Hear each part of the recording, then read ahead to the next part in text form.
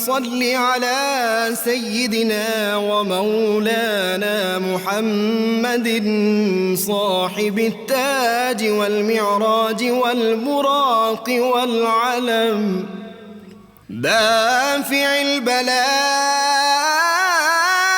والوباء والكحط والمرض والألم اسمه مكتوب مرفوع مشفوع منقوش في اللوح والقلم سيد العرب والعجم اسمه مقدس معطر مطهر منور في البيت والحرم شمس الضحى بدر الدجى صدر العلا نور الهدى كهف الورى مصباح الظلم جميل الشيم شفيع الأمم صاحب الجود والكرم والله عاصمه وجبريل خادمه والبراك مركبه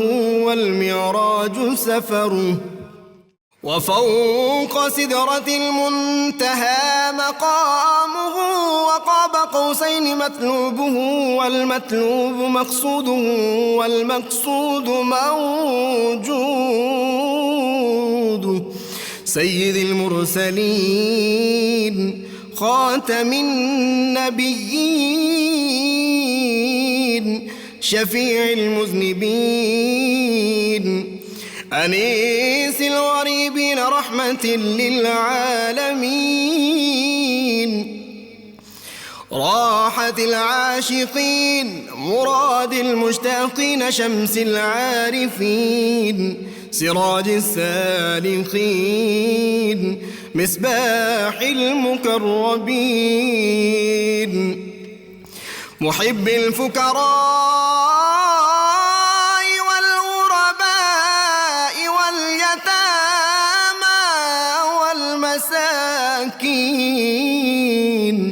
سيد الثقلين نبي الحرمين إمام القبلتين وسيلتنا في الدارين صاحب قاب قوسين محبوب رب المشرقين ورب المغربين جد الحسن والحسين مولانا ومولى الثقلين سيدنا أبي القاسم محمد بن عبد الله نور من نور الله يا أيها المشتاقون بنور جماله بلغ العلا بكماله كشف الدجى بجماله حصنت جميع خصاله صلوا عليه وآله وأصحابه وسلموا تسليما وبارك وسلم اللهم صل على بسم اللہ الرحمن الرحیم۔ السلام علیکم ناظرین، پروگرام صبح نور کے ساتھ آپ کا میزبان نذیر احمد غازی حاضر ہے۔ ناظرین اکرام، حضرت ابو انیس محمد برکت علی صاحب رحمہ اللہ کی مشہور تالیف اسماء النبی الکریم صلی اللہ علیہ وآلہ وسلم سے ایک اسم مبارک پڑھنے کی سعادت حاصل کر رہا ہوں۔ سیدنا منور القلوب صلی اللہ علیہ وآلہ وسلم، ہمارے سردار دلوں کو نور ایمان سے منور فرمانے والے، درود و سلام بھیجے اللہ آپ صلی اللہ علیہ وسلم، آپ کی آل پاک اور آپ کے صحابہ کرام پر۔ سیدنا حنظلہ اسیدی رضی اللہ تعالیٰ عنہ کہتے ہیں کہ ایک بار سیدنا ابو بکر صدیق رضی اللہ تعالیٰ عنہ مجھ سے ملے اور پوچھا، حنظلہ آپ کیسے ہیں؟ میں نے عرض کیا، حنظلہ منافق ہو گیا۔ سیدنا ابو بکر صدیق رضی اللہ تعالیٰ عنہ نے فرمایا، یہ آپ کیا کہہ رہے ہیں؟ میں نے کہا، دراصل بات یہ ہے کہ جب ہم رسول اللہ صلی اللہ علیہ وسلم کے پاس ہوتے ہیں، آپ صلی اللہ علیہ وآلہ وسلم ہمیں دوزخ اور جنت یاد دلاتے ہیں، تو گویا کہ وہ دونوں ہماری آنکھوں کے سامنے ہوتی ہیں۔ لیکن جب ہم آپ صلی اللہ علیہ وسلم کی مجلس سے چلے آتے ہیں اور بیوی بچوں یا کاروبار میں مصروف ہو جاتے ہیں تو بہت سی باتیں بھول جاتے ہیں۔ سیدنا ابو بکر رضی اللہ تعالیٰ عنہ نے کہا اللہ کی قسم ہمارا بھی یہی حال ہے۔ حضرت حنظلہ کہتے ہیں کہ میں اور سیدنا ابو بکر صدیق رضی اللہ تعالیٰ عنہ دونوں رحمت کونین صلی اللہ علیہ وسلم کے پاس حاضر ہوئے تو میں نے عرض کیا یا رسول اللہ حنظلہ تو منافق ہو گیا۔ آپ صلی اللہ علیہ وسلم نے فرمایا کہ آپ کیا کہنا چاہتے ہیں؟ میں نے عرض کیا یا رسول اللہ صلی اللہ علیہ وسلم جب ہم آپ صلی اللہ علیہ وسلم کے پاس ہوتے ہیں اور آپ ہمیں دوزخ اور جنت یاد دلاتے ہیں تو گویا کہ وہ دونوں ہماری آنکھوں کے سامنے ہیں، پھر جب ہم آپ کے پاس سے چلے جاتے ہیں تو بیوی بچوں اور دوسرے کاموں میں مشغول ہو جاتے ہیں اور بہت سی باتیں بھول جاتے ہیں۔ آپ صلی اللہ علیہ وسلم فرمایا قسم اس ذات کی جس کے قبضہ قدرت میں میری جان ہے، اگر تم ہمیشہ اسی حال میں قائم رہو جس طرح میرے پاس رہتے ہو اور یاد الہی میں رہو تو فرشتے تم سے تمہارے بستروں اور تمہاری راہوں میں تم سے مصافحہ کریں۔ ناظرین کرام، اگر نیت میں اخلاص ہو اور فطرت سلیم ہو تو اللہ کی رحمت آگے بڑھ کر ایسے بندوں کو اپنی آغوش میں لے لیتی ہے، اور پھر حالت یہ ہوتی ہے کہ آدمی تحت ثری کی پستیوں سے اٹھ کر اوج ثریا کی بلندیوں میں پہنچ جاتا ہے۔ کوہ صنم کی طرف اٹھتے ہوئے قدم سوئے حرم کی طرف مڑ جاتے ہیں، بوتل کی جگہ تسبیح ہاتھ میں آ جاتی ہے، اور میخانہ کی کشش کی بجائے مسجد کی طلب شروع ہو جاتی ہے۔ اسی لیے مجھے یاد پڑتا ہے، اور پھر میں نوشی کی جگہ خرقہ پوشی آدمی کو نصیب ہو جاتی ہے۔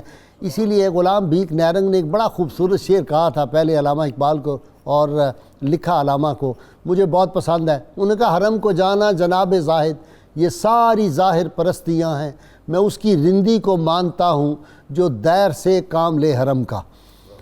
سچی توبہ جب آدمی کر لیتا ہے تو پھر اللہ کی رحمت جب اس کو اپنی آغوش میں لے لیتی ہے، اور پھر آسمانوں پہ بھی اس کی محبوبیت کے چرچے ہوتے ہیں اور زمین والوں کے قلوب میں بھی اس کی محبت ڈال دی جاتی ہے۔ ہم اگر تاریخ تصوف کا مطالعہ کریں، صحابہ کی زندگیوں کا، ہمیں نظر آتا ہے کہ ثمامہ بن اسال رضی اللہ تعالیٰ عنہ کس طرح رحمت کونین کی طرف آئے تھے، کس نیت سے آئے تھے، پھر بدل گئے تو کیا ہو گیا۔ سراقہ اللہ کے محبوب کو گرفتار کرنے آتا ہے، پھر اس کے ہاتھوں میں سونے کے کنگن ہو جاتے ہیں۔ بشر آفی شراب خانے سے نکلتے ہیں اور پھر اولیاء کے امام بغداد میں بن جاتے ہیں۔ فضیل بن ایاز ڈاکے ڈالتے ہوئے اولیاء کے سردار اور اولیاء کے امام بن جاتے ہیں، اور پھر حبیب اجمی سود خور سے نکل کر ایسے مقام پہ فائز ہوتے ہیں جہاں داتا گنج بخش رحمۃ اللہ علیہ بھی ان کی تعریفیں کرتے ہیں۔ ناظرین ہم آج ہم اپنے ممدوح اولیاء کے امام اتنی بڑی ہستی کا ذکر پاک کرنے کی سعادت حاصل کر رہے ہیں جن کی داتا گنج بخش رحمۃ اللہ علیہ نے بڑی تعریفیں فرمائی ہیں، آج ان کا ہم ذکر کر رہے ہیں۔ داتا گنج بخش رحمۃ اللہ علیہ انہیں لکھا تھا امام طریقت، نقیب اہل محبت، جن و انس کی زینت، اور پھر اللہ تعالیٰ نے ان کو کہاں سے نکالا؟ شراب و کباب میں محفل جاری تھی، اور رات کو پھر وہ آواز آ گئی کہ تم کیا کر رہے ہو، ابھی وہ وقت نہیں آیا کہ تمہیں اللہ تعالیٰ کی طرف تم آ جاؤ، اللہ کی طرف مڑ جاؤ۔ ناظرین ہم انسانی زندگی میں ایک لمحہ سعادت ایسا آتا ہے جس کو میں لمحہ انقلاب بھی کہتا ہوں۔ وہ لمحہ ایسا ہوتا ہے کہ بولیا رابدہ کی پانا ادھروں پٹنا تے ادھر لانا، ایک لمحے میں وہ لمحہ انقلاب جب آتا ہے تو پھر بندہ جو ہے وہ اللہ کے قرب میں چلا جاتا ہے۔ آج سیدنا مالک بن دینار رحمۃ اللہ علیہ جو تھے وہ کس طرح پھر اللہ تعالیٰ کی رحمت نے ان کو اپنی آغوش میں لیا، اور پھر کیا ہوا کہ کشتی کی محتاجی نہیں، وہ پانی پہ بھی چلتے تھے، ہواؤں میں بھی اڑتے تھے، مٹی ہاتھ لگاتے تو سونا بن جاتی تھی۔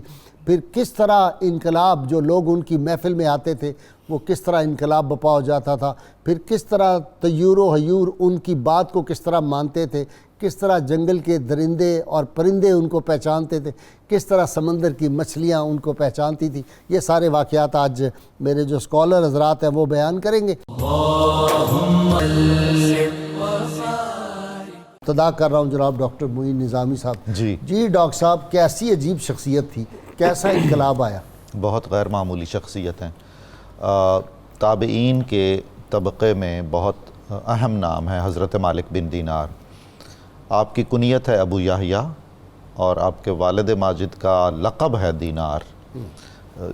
عجیب بات یہ ہے کہ وہ غلام تھے آپ کے والد اور ابھی آزاد نہیں ہوئے تھے کہ حضرت مالک کی ولادت ہوئی. شیخ فرید الدین عطار نے بہت ہی خوبصورت ایک جملہ لکھا ہے کہ مالک ایک غلام کے بیٹے تھے لیکن دونوں جہانوں سے پیدائشی آزاد پیدا ہوئے تھے. ایسی ان کی فطرت بلند تھی. پرانے زمانے میں یہ رواج تھا کہ غلاموں کے جو بھی نام ہوتے تھے ان کو تبدیل کر کے برکت کے اور خیر کے نام رکھ دیے جاتے تھے. مثلا سالم، سلام یعنی سلامتی والا، اور دولت کے لیے دینار. تو محققین نے کہا ہے کہ غالباً آپ کے والد ماجد کا اصلی نام دینار نہیں تھا. اور بعد میں ہم ایک اور واقعہ بھی دیکھیں گے کہ جس سے دینار کا لقب پڑا ہے. 130 ہجری میں آپ کا وصال ہوا ہے بصرہ میں. حجاز مقدس کے باہر یہ تابعین میں سے ہوئے؟ تابعین میں سے، جی بالکل تابعین میں سے ہوئے. رسول کریم صلی اللہ علیہ وآلہ وسلم کے خادم خاص حضرت انس بن مالک سے آپ نے استفادہ کیا ہے اور ان سے احادیث روایت کی ہیں. وہ احادیث الگ ایک 40 کی شکل میں شائع بھی کر دی گئی ہیں. سبحان اللہ. طریقت کے امام حضرت حسن بصری سے آپ نے روحانی فیض اٹھایا. اس عہد کے یہ عہد سارا ابھی تصوف کی اصطلاح وضع نہیں ہوئی تھی لیکن روح تصوف موجود تھی. اسپرچل یونیورسٹی کے وائس چانسلر امام حسن بصری نظر آتے. بالکل ایسا ہی. کیسے لوگ پیدا کیے. بہت خوب ایسا ہی ہے. تو اس کو زہد کا دور کہا جاتا ہے، یعنی صوفی کی بجائے زاہد کا لفظ معروف ہے ان حضرات کے لیے. تو بصرہ حجاز مقدس کے بعد سب سے بڑا مرکز بنا ہوا تھا اور یہاں بڑے بڑے اکابر صوفیاء موجود تھے اپنے عہد کے. ایک فکرہ کہہ دیں تو بات ذرا سامعین کو مزہ آ جائے گا کہ اس وقت تصوف نام کے بغیر بالکل تھا، اس کی حقیقت موجود تھی اور نام موجود نہیں تھا. اور بعد میں کیا ہوا؟ آپ فرمائیے. بعد میں نام آ گیا، حقیقت غائب ہو گئی. اور اب کے دور پھر کیا ہے؟ اگر آج کے دور میں وہ ہوتے تو کیا کرتے وہ؟ جی ہاں، بڑی تشویشناک صورتحال ہوتی. جی آپ کے جو احباب ہیں ان میں 2 بڑے عظیم نام ہیں جن کے ساتھ آپ کی اٹھک بیٹھک ہمیشہ رہی. ایک کا اسم گرامی ہے حضرت محمد ابن واسع، یہ تابعین میں سے ہیں سارے اور زاہدوں کے امام ہیں یہ لوگ. اور حضرت ثابت بنانی رضی اللہ تعالیٰ عنہ. آدمی اپنی صحبت سے بھی پہچانا جاتا ہے. غازی صاحب جو فیضان صحبت ہے اور صحبت کی تاثیر ہے، ایسے ہی تو صوفیاء نہیں کہتے رہنا. جن میں آدمی اٹھے بیٹھے گا، جن کو دیکھے گا، اس کا کوئی نیم البدل نہیں. دنیا کی سب سے بڑی یونیورسٹی وہی ہے. آپ اوائل میں خوبصورت بہت تھے، بہت وجیح شخصیت تھے، تبھی تو آپ کو بلایا ہے. دور آپ کی عنایت ہے. آپ تو غازی صاحب ہمیں آپ کے علاوہ کوئی خوبصورت نہیں کہتا. اور بہت زیادہ مال و دولت کی فراوانی تھی. اچھا عجیب ہے. اور خوش گزرانی میں مصروف رہتے تھے.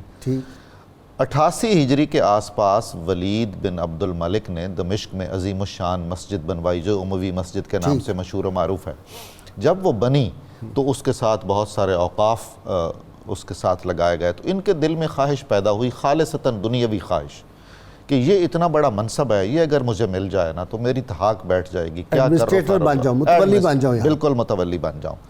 1 سال یہ دکھاوے کی نماز پڑھتے رہے وہاں، بہت ہی طویل رکوع اور سجود. خود بیان فرماتے ہیں غازی صاحب، میں تو ان کی شخصیت سے اس اعتبار سے بھی بہت متاثر ہوں، آپ نے جو اشارہ فرمایا ہے کہ اپنا تجزیہ اور اپنی نیت کی تہوں میں اتر کر جس حد تک کوئی آدمی بتا سکتا ہے وہ حضرت مالک نے بتایا. حالانکہ وہ دکھاوے کی نہیں تھی، نمازیں ٹھیک تھی، ان کے نزدیک وہ دکھاوے کی، ان کے نزدیک دکھاوے تھی. وہ اخلاص کا جو درجہ ہونا چاہیے بالکل درست فرمایا، وہ سمجھتے تھے. بالکل ایسا ہمارے اعتبار سے مکمل بالکل وہ درست نمازیں تھیں. صرف نیت میں کہیں یہ تھا کہ اگر یہ منصب مجھے مل جائے، خواہش. اور یہ دونوں چیزیں اکٹھی ان کے معیار کے مطابق نہیں ہونی چاہیے تھی. اخلاص فی العمل کا جو معیار ان کے نزدیک تھا. چنانچہ ہر نماز کے بعد خود کو کہا کرتے تھے دل ہی دل میں، انت منافق، تم منافق ہو، تمہیں اپنے نفاق پر، اپنی ریاکاری پر شرم آنی چاہیے. 1 سال جب گزرا تو مسجد سے باہر ایک دن نکلے تو آواز آئی، ندائے غیبی سنی.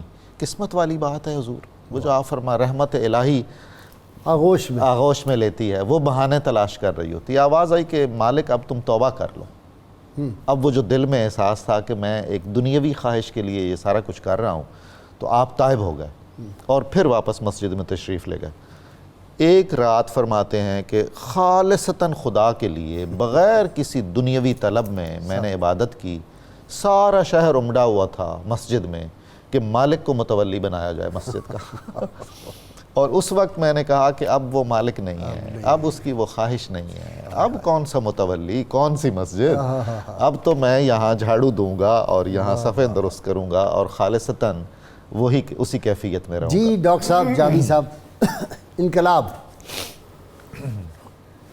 غازی صاحب، بنیادی طور پر حضرت مالک بن دینار رضی اللہ تعالیٰ عنہ کی جب شخصیت کا ہم مطالعہ کریں تو انسان کی شخصیت کی پہچان کے لیے جو فطرت نے دو صلاحیتیں رکھی ہیں نا، اس سے بندہ پہچانا جاتا ہے۔ ٹھیک۔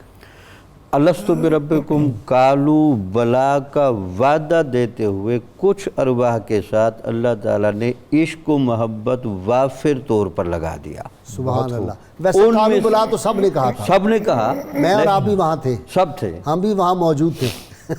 تو کچھ کو وہ عشق اور محبت کی چاشنی زیادہ لگا دی جن کے پھر ان کی زندگی میں مظاہر لوگوں نے دیکھے۔ دوسرا فَأَلْهَمَهَا فُجُورَهَا وَتَقْوَاهَا کی صلاحیت دے کر جو تمام نفوس کو دنیا میں بھیجا گیا، اس کمپیریزن پر ہمیشہ نگاہ احتساب رکھنا۔ ٹھیک۔ یہ دو صلاحیتیں جس بندے کو حاصل ہوں وہ بندہ عروج کی انتہاؤں کو جاتا ہے۔ بعض اوقات ایسے حالات ضرور آ جاتے ہیں کہ زمانے کی حالات کی وجہ سے، مجبوری کی وجہ سے، غلامانہ زندگی کی وجہ سے، صحبت بد کی وجہ سے جو ان کی زندگی کے ابتدائی حالات ملتے ہیں، تو وہ کہتے ہیں کہ مجھے شیطان کہتا تھا کہ آپ اس طرح شراب پیا کریں کہ کسی نے دنیا میں اس طرح کی شراب نہ پی ہو، اور اس کے مظاہر نظر آتے تھے، لیکن وہ چونکہ اپنا خود احتساب کرتے تھے راتوں کو بیٹھ کر، اپنی اقرار الوہیت کی وہ جو فطری صدا تھی وہ بھی کبھی کبھی رنگ دکھاتی تھی۔ پھر آپ نے دیکھا ان کی بیٹی کا واقعہ بھی اگر ساتھ ملا لیں کہ وہ بیٹی پیدا ہوئی تو 2 سال کی تھی، تو ایک دفعہ شراب کا پیالہ اٹھانے لگے تو اس نے ہاتھ مار کے گرا دیا، اس سے بھی ان کو پیغام الہی ملا اور اندر کی صدا جڑ گئی۔ اس کے بعد کہتے ہیں وہ ایسے توبہ طائب ہوئے، امام حسن بصری کے پاس گئے کہ پھر یہ دادا صاحب رحمۃ اللہ علیہ اور مورخین لکھتے ہیں زہد کا، خشیت الہی کا اور مخالفت نفس کا مالک بن دینار استعارت ہے۔ یعنی غازی صاحب یہ جو 3 چیزیں ہیں نا، زہد کا مطلب یہ ہے کہ دنیا کی وجہ سے آنے والے بد اثرات سے حفاظت، خشیت الہی کا معنی محبت الہی کی بنیاد پر بندے کی وہ بنی ہوئی فطرت میں ہمیشہ احتساب کی نظر، نفس کو رسی باندھ کے جس طرح اپنا کتا ہوتا ہے صدایا ہو اس طرح پیچھے پیچھے لیتے، نفس نہیں ان کو لے کے جا ضبط نفس۔ اس کے بعد لذات اور دنیاوی مشاغل سے الگ رہنا۔ تو پھر مالک بن دینار رحمۃ اللہ علیہ کی جب یہ فطرت لے کر امام حسن بصری کی خدمت میں بیچے، اور جب حضرت امام حسن بصری رضی اللہ تعالیٰ عنہ نے ولایت علی کا رنگ چڑھایا، تو اس سے پھر آپ خود اندازہ لگا سکتے کہ اس ظرف کے اندر کیا ہنا بندی ہوئی اور اس کے اندر کیا وہ روب و دبدبہ پیدا ہوا۔ پھر جیسے ان کی سطوت، تصرف اور تسخیر کے واقعات ملتے ہیں وہ اس کے مظاہر تھے۔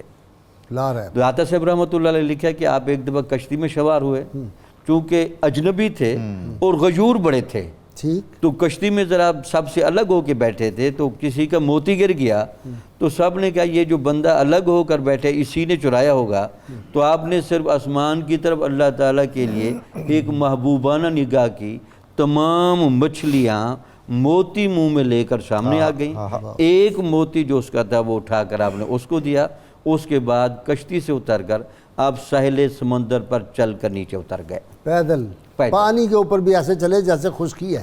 وہ جو اخلاص کی غازی سے بات رہی، اخلاص بنیادی طور پر نام ہوتا ہے 2 چیزوں کا، ایک تو عقیدہ جب درجہ احساس میں ڈھل جائے، یعنی صرف یہ نہیں کہ بندہ مانتا ہے بلکہ بندے کے دل و دماغ کے اور خیالات کا مرکزی ٹائٹل بنے، پھر کہتے ہیں کہ ہاں عقیدہ احساس میں ڈھلے اور ادھر سے عمل کی ادائیگی میں وہ دقت نظری اور بصیرت پیدا ہو، قلب اور قالب بالکل ایک سمت میں ہو جائیں، ایک سمت میں ہو جائے۔ ٹھیک ہے جی پروفیسر ناصر صاحب، پھر سانپ بھی پنکھا جھلنا شروع کر دیتا ہے، کمال کی بات نہیں ہے، اور وہ اللہ والوں کا ہاتھ جس چیز کو چھو جائے وہاں بھی آگ بھی اثر نہیں کرتی، وہ ذرا سنائیں۔ بسم اللہ الرحمن الرحیم۔ غازی صاحب قبلہ یہ بہت بڑے محدث بھی تھے اور بہت بڑے فقیہ بھی تھے، اچھا علم دین بھی بہت علم دین بھی، صرف اور صرف یہ بعض لوگوں نے ایک فرق ڈال رکھا کہ یہ محدثین کا طبقہ ہے اور یہ صوفیاء کا طبقہ ہے، ان میں یہ دونوں چیزیں جمع تھیں، یعنی تصوف میں اپنے کمال پر اور حدیث کے علم میں آپ کے پاس اتنی خوبی تھی کہ آپ سے امام بخاری استشہاد کرتے، امام دار قطنی آپ کی تعریف میں رتب اللسان، امام ابو داود، امام ترمذی نے آپ کی تعریف کی، اور سیر و اعلام النبلاء میں ذہبی نے لکھا علم العلماء الابرار معدود فی ثقات التابعین، وہ کہتے کہ علماء ابرار کے علم تھے، سبحان اللہ، اور تابعین کے جو ثقہ تابعین ہیں ان میں گنے جاتے ہیں، یعنی تابعین کے زمانے میں جو ثقات گنے جاتے تھے ان میں سے ایک تھے۔ ساری زندگی محنت زہد و ورع جب سے توبہ کی اس کے بعد سے حال یہ تھا کہ قرآن پاک لکھا کرتے تھے اور قرآن پاک کا ہدیہ لے کر اپنے اوپر خرچ کرتے کہ یہ پاک روزی ہے، اپنے ہاتھ سے لکھے ہوئے قرآن، اور آپ فرماتے تھے میں نے تورات میں پڑھا ہے ان الذی یعمل بیدہ طوبی لمحیاہ ومماتہ، کہ جو انسان اپنے ہاتھ سے کام کر کے کھاتا ہے اس کی زندگی میں بھی اس کو مبارک ہو، اس کی موت بھی اس کو مبارک ہو۔ آپ کا عالم یہ تھا حضور کہ آپ سمجھاتے تھے لوگوں کو، واعظ کرتے تھے، تبلیغ کرتے تھے، اللہ نے آپ کو اتنا فصیح اللسان بنایا تھا، فصیح بھی تھے بلیغ بھی تھے، یعنی فصاحت یہ کہ جو بات کرتے ذہنوں میں سما جاتی، اور بلاغت یہ کہ جو تبلیغ کرتے، جو نصیحت کرتے وہ دلوں پر اثر کرتی۔ ایک دفعہ آپ نے فرمایا خرج اہل الدنیا من الدنیا ولم یذوقوا اطیب شیئا فیہا، کہتے ہیں کہ دنیا والے دنیا سے گزر جاتے ہیں لیکن دنیا کی طیب ترین چیز، پاک ترین چیز کو ذائقہ تک نہیں لیتے، چکھتے تک نہیں۔ آپ سے پوچھا گیا حضور وہ کیا ہے؟ آپ نے فرمایا معرفت اللہ، اللہ کی معرفت اس دنیا کی اطیب چیز ہے، اور اس دنیا میں اگر کسی چیز سے سب سے زیادہ لذت مل سکتی ہے تو وہ اللہ کی معرفت ہے۔ اس معرفت کے بیان میں آپ فرماتے تھے کہ قرآن سب سے بنیادی چیز ہے، اگر کوئی انسان اس کے ساتھ اپنا رشتہ جوڑ لے اور قرآن کی تلاوت کو حرز جاں بنا لے اور آناء اللیل و اطراف النہار قرآن کے ساتھ اپنی دوستی مضبوط کر لے، تو وہ کہتے تھے کہ اذا قرئ علیہم القرآن طربت قلوبہم، کہ جب قرآن پڑھا جاتا ہے تو جو صادقین ہیں، سچے لوگ، ان کے دلوں میں ایک حلاوت اور لذت اور چاشنی پیدا ہوتی ہے۔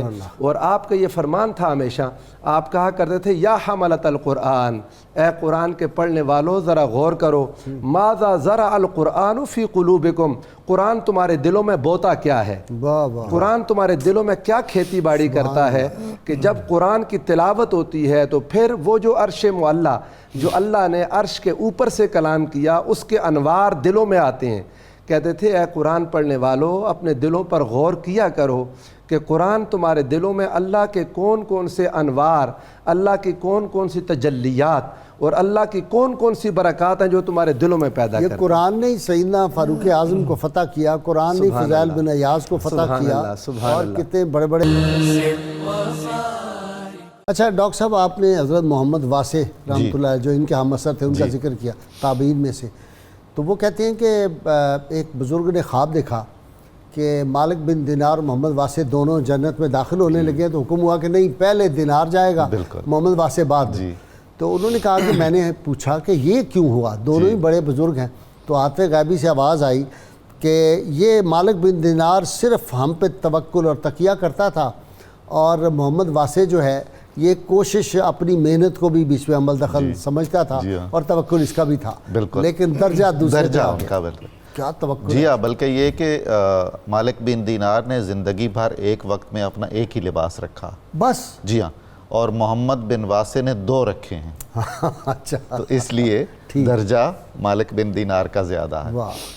میں عرض کر رہا تھا کہ آپ کی جو شخصیت ہے اس میں جو حق گوئی اور صداقت کا پہلو بہت قوی ہے، اور اس میں بڑی حکمت آمیز طریقے سے آپ فرمایا کرتے تھے۔ گورنر کا محل تیار ہو رہا تھا اور معلوم تھا ہر ایک کو کہ کس طرح یہ تیار ہو رہا ہے، حقوق غصب کر کے آپ وہاں زبردستی لوگوں سے کام لے کے بیگار پکڑ کے جبری مشقت لے کے، تو آپ نے 2 اینٹیں اٹھا لی۔ اب دوڑے وہ سارے چوبدار اور چوکیدار پیچھے اور کہنے لگے چور چور چور چور، 2 اینٹیں لے گیا 2 اینٹیں لے گیا۔ آپ نے اینٹیں پھینکی، کھڑے ہو گئے۔ آپ نے فرمایا جس نے یہ ساری اینٹیں چرائی ہوئی ہیں اس کو تو پوچھتے نہیں ہو، جس نے 2 اینٹیں اٹھائی ہیں اس کے پیچھے پڑ گئے ہو۔ تو چنانچہ ہر وہ حکومت جو اور اس اخلاص کا عالم یہ تھا کہ جس طرح کہ ڈاکٹر صاحب ناصر صاحب فرما رہے تھے کہ آپ نے توبہ کے بعد ساری زندگی کتابت قرآن کریم سے اجرت حاصل کی ہے، 4 مہینے میں کماتے تھے، مکمل کرتے تھے کتابت قرآن، اور اس کی قیمت کو ہاتھ نہیں لگاتے تھے، اس اجرت کو، ہدیے کو، وہ دکاندار کے پاس ہی جمع رہتا تھا اور سبزی فروش، اور اس سے اپنی ضرورت کی چیزیں لیتے رہتے تھے، اور فرماتے تھے کہ میں جب بھی ایاک نعبد و ایاک نستعین کہتا ہوں تو خود پر اتنی ندامت ہوتی ہے اور اتنی شرمندگی ہوتی ہے کہ یہ ہم اس قابل ہیں کہ ہماری زبانوں پہ یہ الفاظ آئیں۔ ہم تو قدم قدم پر دوسروں کی مدد چاہتے ہیں اور توقع لگائے رکھتے ہیں اور پوجتے رہتے ہیں لوگوں کو ذہنوں میں، فلاں منصب کو، فلاں حیثیت کو، تو زیب نہیں دیتا ہے۔ ڈاکٹر صاحب وہ معرف بن سلیمان کہتے ہیں کہ میں ان کے ساتھ تھا حج میں، تو میں نے حج میں جاتے ہوئے کہا لبیک اللہم لبیک، تو یہ بے ہوش ہو کے گر گئے، پانی کے چھینٹے دیے، اور جب ہوش میں آئے تو انہوں نے کہا کیا ہوا حضرت آپ کو؟ کہنے لگے آپ کہہ رہے تھے لبیک اللہم لبیک، تو میں نے سوچا اگر میں کہوں اور جواب آئے لا لبیک تو پھر کیا ہوگا، یہ تصور کر کے بتائیں۔ تقوی کی انتہا ہے انکساری ہے اس کی۔ غازی سے بنیادی طور پر یہ جو قرآن مجید کی آیت ہے نا، ان اللہ یحب التوابین و یحب المتطہرین، یہ اس کا مظاہرہ تھا۔ یہ جن توابین سے اللہ تعالیٰ محبت فرماتا ہے اور ان کو اپنا محبوب قرار دیتا ہے، ان کے باطن کی وہ عاجزی اور انکساری، اور ان کے باطن کی وہ اللہ کی کبریائی کے سامنے سطح، بے اللہ ہم کیا ہیں، ہم تیری عبادت کا حق کیسے ادا کر سکتے ہیں، یہ تیرا انوار بھرا گھر۔ غازی صاحب محمد بن واسع رحمۃ اللہ علیہ کی بات ہوتی ہے، ان کا بھی تذکرہ میں ساتھ کر دوں۔ داتا صاحب رحمۃ اللہ علیہ نے ان کے بارے میں لکھا ہے کہ محمد بن واسع رحمۃ اللہ علیہ اور یہ بزرگ اس درجے کے تھے کہ یہ جب بھی کسی شے کو دیکھتے تھے یہ کہتے کہ ہم پہلے اللہ کو دیکھتے ہیں پھر شے کو دیکھتے ہیں۔ سبحان ہوتا اللہ۔ بنیادی طور پر کیا، یہ پوری کائنات بنیادی طور پر 2 چیزوں پر قائم ہے۔ اس کے اندر جو تجلیات کا نظام ہے وہ تو صفت قیومیہ سے جڑا ہوا ہے، اور اس کائنات کا جو درجہ محبت ہے وہ حقیقت محمدیہ سے جڑا ہوا ہے۔ ٹھیک ہے، یعنی ایک کی مبدا حقیقت محمدیہ ہے اور ایک جو فیض کا مبدا ہے وہ صفت قیومیت ہے۔ تو یہ جب بھی کسی شے کو دیکھتے ہیں تو حقیقت محمدیہ اور صفت قیومیت کو دیکھتے ہیں، سانے کو دیکھتے ہیں، مصنوع کو دیکھ کے اس کے اندر سانے کو دیکھتے ہیں پہلے۔ ٹھیک ہے، پھر جب اس کیفیت میں گھستے ہیں تو پھر یہی ندامت بھرے اثرات اور اپنی حاضری کے وقت ندامت، یہ صرف کیفیت ان کی نہیں تھی، حضرت امام زین العابدین کی کیفیت آپ خانہ کعبہ میں دیکھیں، وہ جس انداز سے التجا کرتے ہیں اور مناجات کرتے ہیں، اور وہاں خشیت کا اور محبت کا ایک بڑا نرالا رنگ ہوتا ہے۔ غازی سے وجہ کیا ہوتی ہے؟ وجہ یہ ہوتی ہے کہ بندہ باطن میں جتنا پاک صاف ہوتا جاتا ہے اور جتنی طہارت کاملہ میں گھستا ہے وہاں یہ سارے تاثرات آ جاتے ہیں۔ دو عالم سے کرتی ہے بیگانہ دل کو، عجب چیز ہے لذت عاشقہ۔ دیر یہ نے بحث شروع کر دی تو بحث ہوتی رہی، آخر آپ نے فرمایا کہ پھر اس طرح کرتے ہیں کہ آگ میں دونوں ہاتھ ڈالتے ہیں، جو صحیح ہوگا اس کا بچ جائے گا، جو غلط ہوگا جل جائے گا۔ دونوں نے ہاتھ ڈالا، دونوں کا نہیں جلا، تو آپ بڑے روئے آ کے سجدے میں پڑھ کے کہ اس کا مطلب یہ بھی حق پہ تھا اور میں بھی حق پہ، یہ کیا بات ہوئی؟ تو ہاتھ غیبی سے آواز آئی، مالک بن دینار تمہارے ہاتھ کی برکت سے اس کا ہاتھ بچ گیا، تم اپنا ہاتھ نکالو نا، اس کا کہلے کا ڈالو، پھر پتہ چلا۔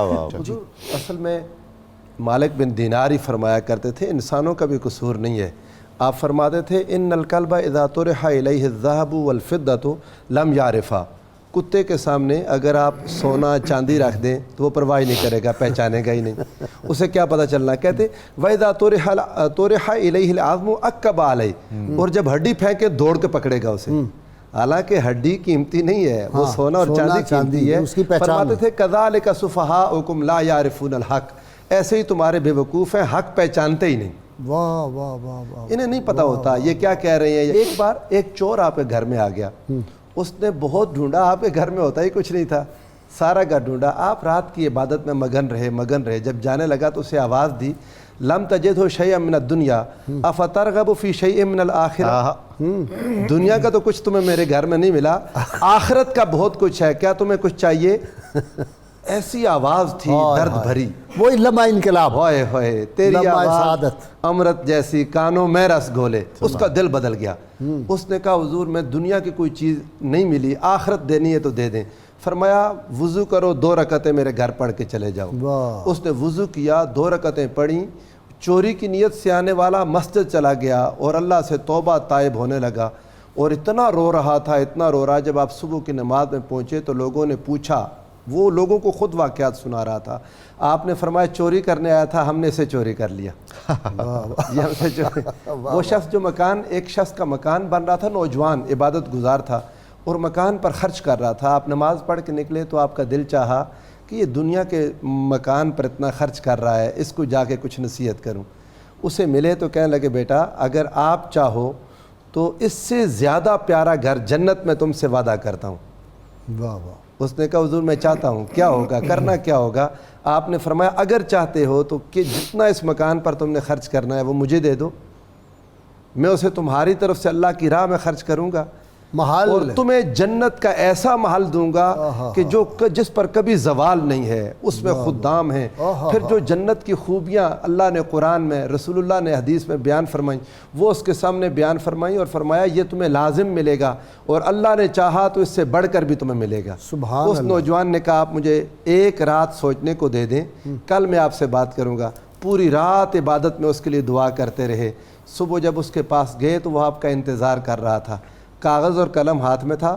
اس نے کہا آپ مجھے لکھ کر دے دیں حضرت مالک بن دینار کہ یہ چیزیں مجھے ملیں گی، میں نے 1,00,000 دینار اس مکان پر خرچ کرنے کا ارادہ کیا تھا، وہ آپ کے حوالے کرتا ہوں.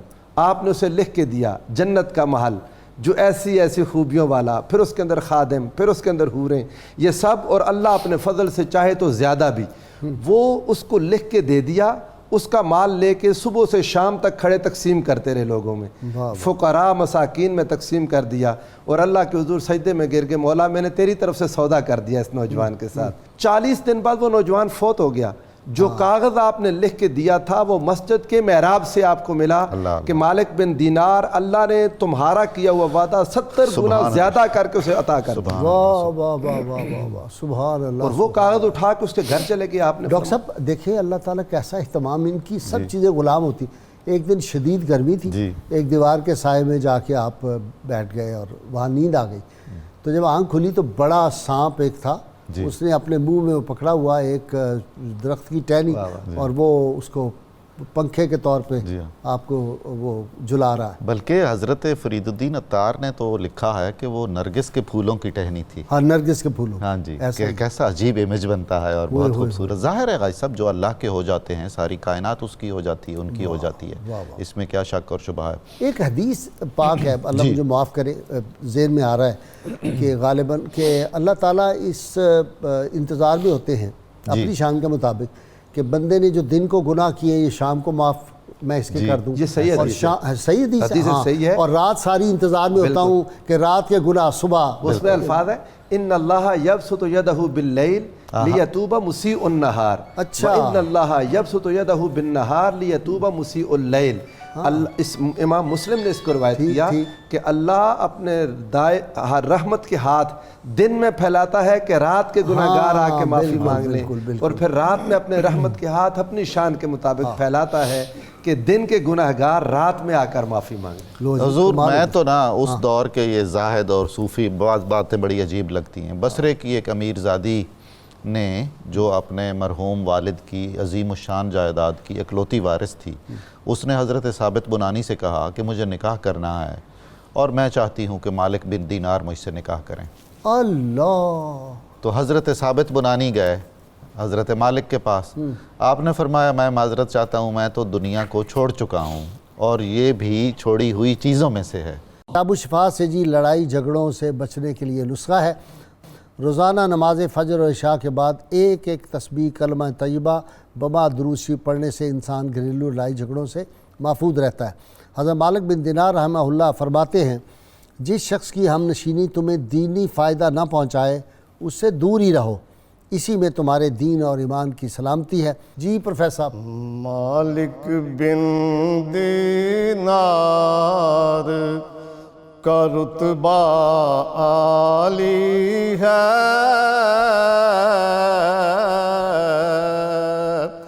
مالک بن دینار کا رتبہ عالی ہے، بزم ولایت آپ نے خوب اجالی ہے، بزم ولایت آپ نے خوب اجالی ہے، مالک بن دینار نے راہ جو بتلائی، مالک بن دینار نے راہ جو بتلائی، سیدھی راہ وہ جنت جانے والی ہے، سیدھی راہ وہ جنت جانے والی ہے، مالک بن دینار کا رتبہ عالی ہے، غیر سے ناتا توڑو رب سے جوڑو تم، غیر سے ناتا توڑو رب سے جوڑو تم، اللہ ہی تیرا خالق مالک والی ہے، مالک بن دینار کا رتبہ عالی ہے، اور ذکر خدا کا دل سے کیسے ہوتا ہے،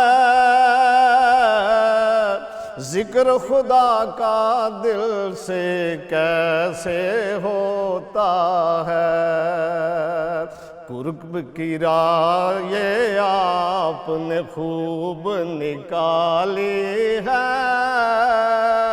قرب کی راہ یہ آپ نے خوب نکالی ہے، مالک بن دینار کا ساجد منگتا ہوں،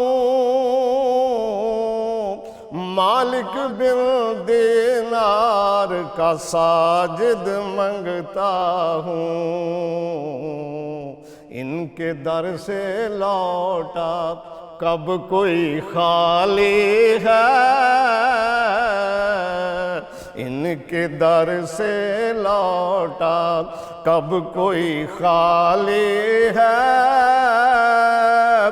مالک بن دینار کا رتبہ عالی ہے، مالک بن دینار کا رتبہ